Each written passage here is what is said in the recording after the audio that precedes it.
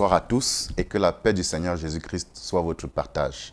Avant de faire une rétrospective de l'année 2022, il est de bon ton que nous rappelions quelle est la vision de l'Église, quelles sont nos missions et quelles sont les priorités que nous nous sommes assignées pour l'année 2022.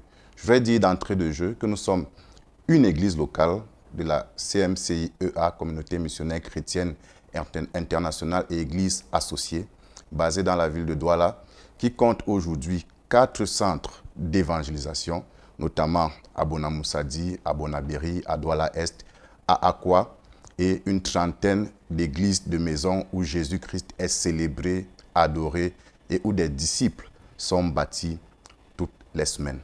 Notre vision, c'est d'être une église mue par le Saint-Esprit, qui porte du fruit authentique et qui occupe le territoire pour Jésus-Christ comme le sable occupe le bord de la mer, qui lui également dans la société et qui lui au-delà des frontières de la ville de Douala, au-delà des frontières de la région du littoral, de la nation, qui lui, pour le Seigneur Jésus-Christ, même à l'international.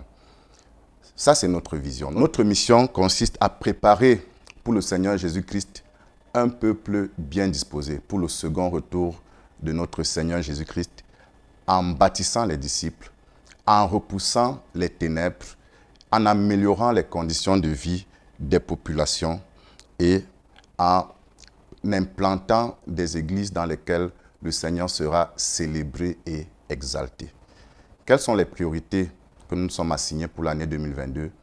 C'est essentiellement la gloire de Dieu. Et comment nous définissons le mot gloire? C'est G pour gagner les perdus à Christ, L pour luire dans la société, O pour occuper le territoire, I pour investir en vue de contribuer financièrement à l'avancement du royaume, R pour le renforcement des familles et des foyers, et E pour l'équipement des saints à travers l'enseignement de la parole de Dieu, à travers la formation des disciples et la formation des ministres. Telles sont les priorités que nous nous sommes assignées au courant de l'année 2022. Ces priorités ont été rendues opérationnelles à travers un certain nombre d'événements majeurs que nous avons organisés ou auxquels nous avons contribué tout au long de l'année 2022.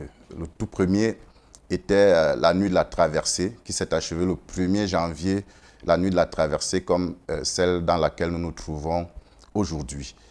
L'autre événement, ça a été la célébration du 10e anniversaire de l'Église qui a consisté en la prédication de l'Évangile, en l'encouragement des frères et aussi qui nous a permis de recevoir du Seigneur des paroles prophétiques pour nous orienter dans la nouvelle saison dans laquelle le Seigneur nous entraînait.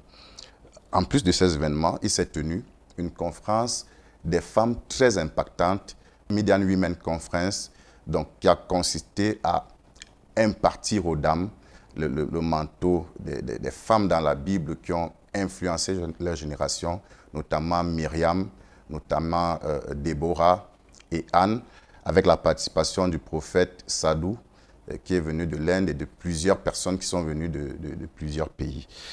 Et ensuite, la chorale IFA a réalisé un chef-d'œuvre en produisant un tout premier album. Donc un événement majeur de l'année, ça a été la dédicace du premier album de la chorale Integrity for All.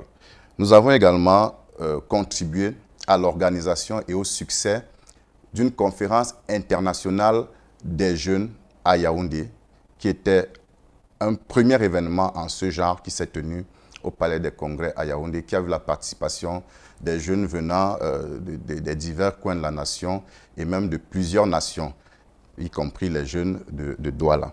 Nous avons organisé dans l'église un banquet pour les mariés. Nous avons organisé plusieurs activités de la jeunesse pour fortifier les jeunes, pour leur donner des orientations par rapport au choix de vie et aussi pour nous rassurer qu'ils deviennent des leaders dans la société de demain. Nous avons organisé une croisade d'évangélisation et plusieurs actions de prédication de l'Évangile à l'échelle de l'Église, à l'échelle des centres et à l'échelle des églises de maison.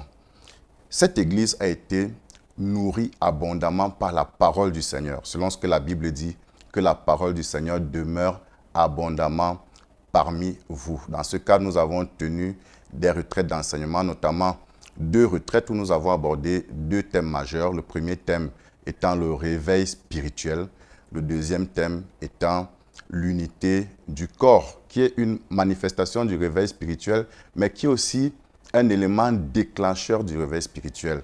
Une chose intéressante, ça a été la restauration de l'enseignement systématique de la parole de Dieu dans les différents centres tous les mercredis. Et les témoignages sont très positifs de la part des saints qui ont participé à tous ces rendez-vous avec la parole du Seigneur.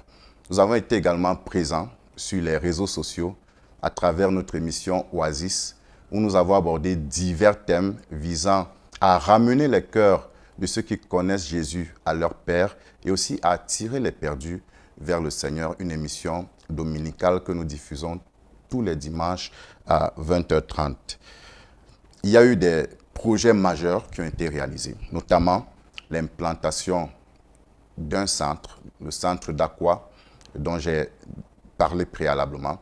Nous avons acquis un terrain dans la zone de Lendi, d'une superficie de 1000 mètres carrés, sur lequel nous avons pour ambition de construire un rôle beaucoup plus grand que celui dans lequel nous sommes actuellement, comme une prophétie de la prochaine étape de la croissance à laquelle nous sommes destinés. Ce sera le premier d'une multitude de rôles de ce type que nous construirons dans la ville de Douala et même au-delà de la ville de Douala.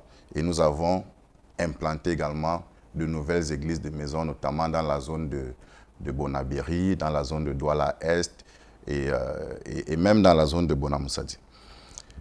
L'année 2022 a également vu la mise en place d'une nouvelle organisation en vue d'une plus grande efficacité dans l'accomplissement de l'œuvre du Seigneur. Nous avons, en l'occurrence, vu l'arrivée de nouveaux anciens dans l'église à Douala, notamment le pasteur Norbert Tienche qui nous venait de Bafoussam, le pasteur William Atim, le pasteur Martial Njonjwe. Nous avons également identifié des diacres dans les différents centres de l'Église dont l'ordination sera planifiée pour le tout début de l'année 2022. Une nouvelle équipe en charge de l'administration qui veillera à l'exécution de la stratégie définie par les anciens a également été mise en place. Et nous avons redéfini la coordination du leadership opérationnel dans les centres et également en ce qui concerne l'exécution ou alors la gestion des affaires pratiques dans les centres et dans les assemblées de maison, notamment avec la coordination des équipes des diacres de ces différents centres. L'année 2022 a été une année riche en événements, riche en réalisations et aussi riche en implications.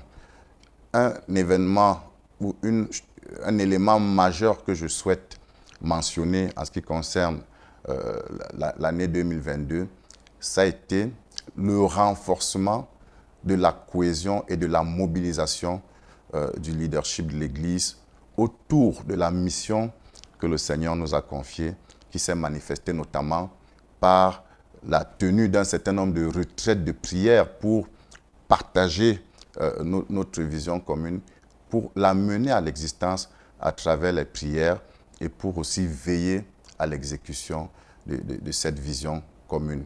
Je voudrais remercier tous ceux qui ont contribué de près ou de loin à la réalisation de tous ces événements, au succès de cette année 2022. Je voudrais remercier tous ceux qui ont contribué à la bonne santé de l'Église et à la bonne santé des saints. Que le Seigneur vous bénisse et que le Seigneur vous propulse vers les hauteurs auxquelles vous êtes destinés.